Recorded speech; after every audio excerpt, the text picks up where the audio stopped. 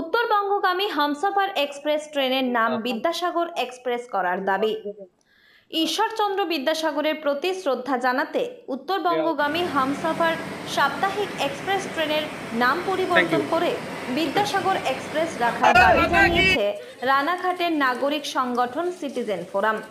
এদিন সংগঠনের পক্ষ থেকে রানাঘাট স্টেশনের ট্রেন সুপারিনটেন্ডেন্টের মাধ্যমে শিয়ালদহের ডিআরএম এর কাছে একটি লিখিত আবেদন জমা দেওয়া হয়।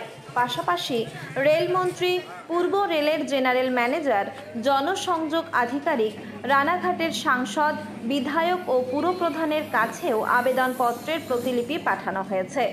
সংগঠনের দাবি, এত বড় এক সমাজ সংস্কারকের নামে আজও কোনো ট্রেন বা স্টেশনের নামকরণ হয়নি, যা অত্যন্ত দুঃখজনক। তারা চান ট্রেনের কামরাগুলিতে বিদ্যাসাগরের জীবনের গুরুত্বপূর্ণ অধ্যায় ও সমাজ সংস্কারে তার অবদানকে চিত্র বা লেখার মাধ্যমে তুলে ধরা হোক, যাতে সাধারণ মানুষ, বিশেষ করে তরুণ প্রজন্ম তার সম্পর্কে জানতে পারে এবং অনুপ্রাণিত হয়।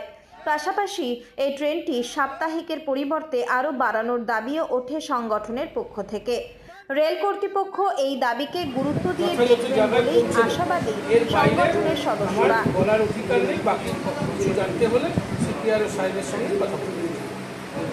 আমাদের মূল দাবি, বর্তমানে উত্তরবঙ্গগামী যে ট্রেন চলাচল শুরু হয়েছে হামসফর এক্সপ্রেস সাপ্তাহিক যে এক্সপ্রেসটা, সেটার আমরা নামকরণ ঈশ্বরচন্দ্র বিদ্যাসাগর এক্সপ্রেস করার জন্য আজকে রেলওয়ে স্টেশন সুপারিনটেন্ডেন্টের কাছে আমরা একটা স্মারকলিপি জমা দিলাম।